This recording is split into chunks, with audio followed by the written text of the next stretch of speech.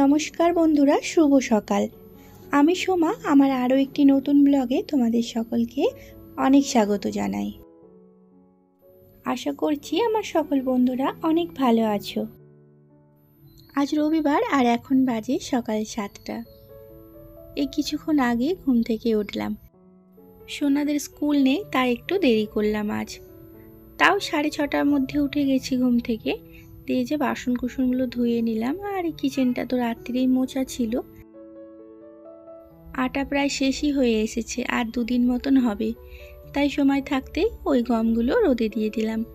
এখন 2 দিন রোদ খাক না কেন, গম ভাঙানোর আগে 1 দিন 2 দিন ভালো করে রোদ খাইয়ে নিলে কি হয়, গমে তেমন আটাতে তেমন ভুসি হয় না। এই সকাল 7টা মতো বাজছে, এখনও ছাদে রোদই আসেনি। ওই ওপর রোদ আছে, নিচই নামতে প্রায় 9টা 9:30 বেজে যাবে। তারপর আবার 1টা 2টোর মধ্যে রোদও চলে যায় নিচের ছাদ থেকে।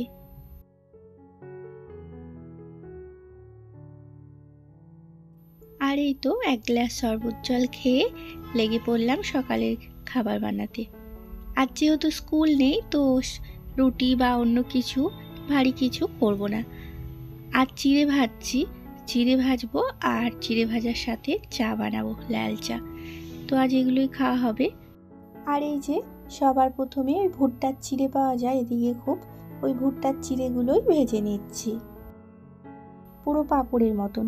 অল্প এতটুকু দাও কড়াইয়ে তেল দিয়ে, আর অনেকগুলো হয়ে যাচ্ছে যে দেওয়ার সঙ্গে সঙ্গে। তো ওগুলো ভেজে তুলে নিয়ে এবার চিড়েটা ভেজে নিচ্ছি। আর এদিকে আর একটা কড়াই চাপালাম, বাদাম ভেজে নিচ্ছি। তো এত বাদাম দেব না, বাদামগুলো ভেজে কোটোয় রেখে দেব। পরবর্তীতে যখন লাগবে তখন বারবার সঙ্গে সঙ্গে আর কি ভাজতে হবে না, ভেজেই রাখলে বার করো আর খাও, তো ঝামেলা পরে আর হবে না। তাই একবারেই সব ভেজে নিলাম। আর এইভাবে খোলাটা ছাড়িয়ে নিচ্ছি ওপরে।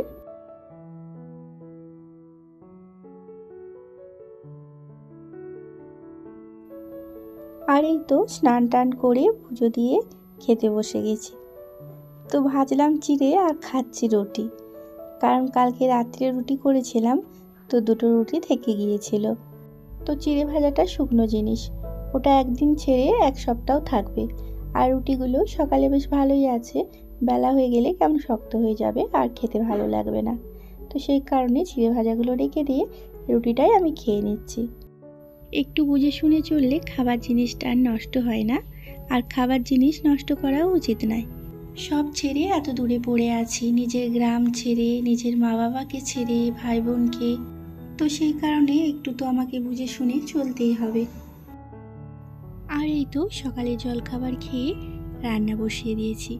সোয়াবিন দিয়ে আলু দিয়ে ঝোল হবে। আর 2টো ছোট করলা ছিল, আর করলাগুলো না পেকে যাচ্ছিল, তাই ওগুলোকে কেটে ভেজে নিচ্ছি। বেশ কিছুক্ষণ ধরে সোয়াবিন আলুটা কষিয়ে নিচ্ছি। আর হয়ে গেছে কষানো, এবার জল দিয়ে দেব।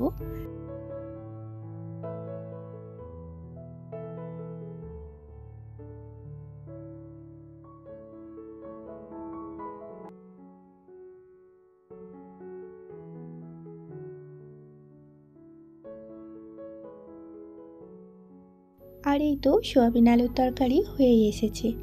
যেহেতু এটাতে গরম জল দিলাম, খুব তাড়াতাড়ি তরকারিটা হয়ে গেল। এবার নামিয়ে নেব।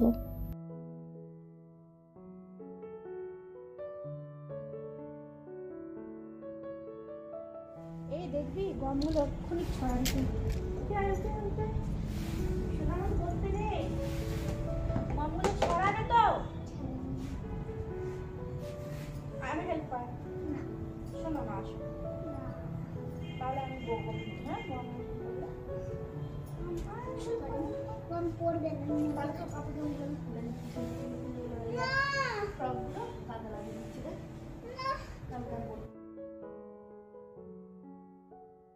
গম রোদে দিলে আমার মেয়ের যে কি হয় ওই জানে, বারবার এসে হাত দিয়ে নাড়বে চাড়বে খেলবে। তো এত বারণ করি শুনবে না।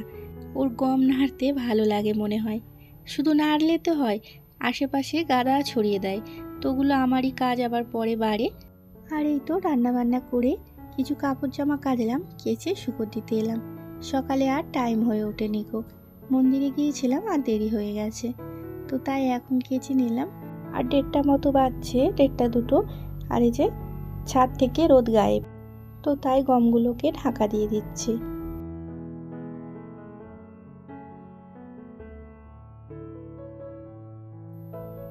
এখন সন্ধে 6:30 বাজছে, 6:30 পৌনে 7টা হবে। আমার সোনা সন্ধে দিচ্ছে। আর এই যে আমি রেডি হচ্ছি, কারণ তোমাদের দাদাভাইকে নিয়ে একটু ডাক্তারখানা যাব। সকাল থেকেই ওর শরীরটা খারাপ, তো আমিও ওর সাথে যাচ্ছি। আর এই যে আমার ছেলে দেখো, আজকে কি হলো কি জানি, মাথায় লাগছে করে অবেলায় ঘুমিয়ে পড়লো। ভালো ঘুম হয় না তো, সারাদিন স্কুল টিউশন করে, আর এখন রোদটাও বাড়ছে, তো আমি আর উঠলাম না, ঘুমোচ্ছে ঘুমোক। সন্ধে হয়ে এসেছে, তো জ্বালানাটা দিতে গেলাম, কিন্তু এই জ্বালানার গ্রিলগুলো এতটাই ছোট, হাতটা ঢোকেই না, তো তাই ছেড়ে দিলাম, বাইরে থেকে দিয়ে দেব।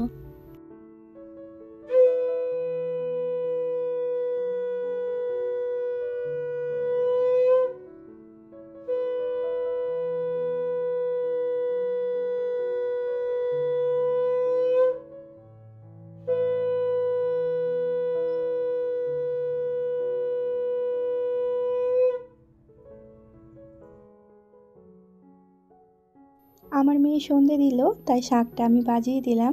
ও শাঁখ বাজাতে জানে না।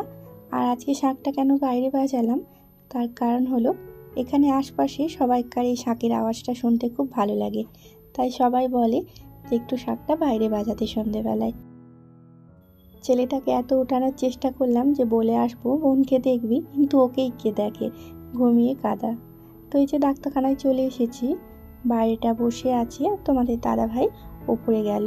ওপরেই ডাক্তার বসে, তাই ওকে পাঠালাম ডাক্তার এসেছে কি দেখতে, কারণ একটু মনে হচ্ছে সকাল সকালই চলে এসেছি। ডাক্তার দেখিয়ে বাড়ি ফিরছিলাম, তো বাড়ি যাওয়ার পথে এই মন্দিরটা পড়ে, রাধাকৃষ্ণের মন্দির।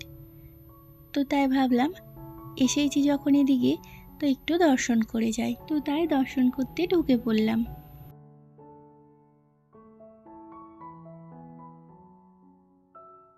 আর এই তো বাড়ি ফিরে এসেছি, বাড়ি ফিরে রান্না বান্না চাপিয়ে দিয়েছি। এসে আগে সোনাদেরকে খাওয়ালাম, আর আমার ছেলে এসে দেখছি তখনও ঘুমোচ্ছে, তো ওকে তুললাম, দিয়ে 2 ভাই বোনকে খাওয়ালাম, দিয়ে যে রান্না বসিয়েছি। রাত্রিরে রুটি করছি, রুটি আর ডাল দিয়ে আলু দিয়ে তরকারি। তো চলো বন্ধুরা, ব্লগটা আমি আজকের মতন এখানেই শেষ করলাম। আমার ব্লগটার কোনো অংশ যদি এতটুকুও ভালো লেগে থাকে, পরবর্তীতে আমার এই ধরনের ব্লগ দেখার জন্য আমার চ্যানেলটিকে সাবস্ক্রাইব করে রেখো। আর তোমরা ভালো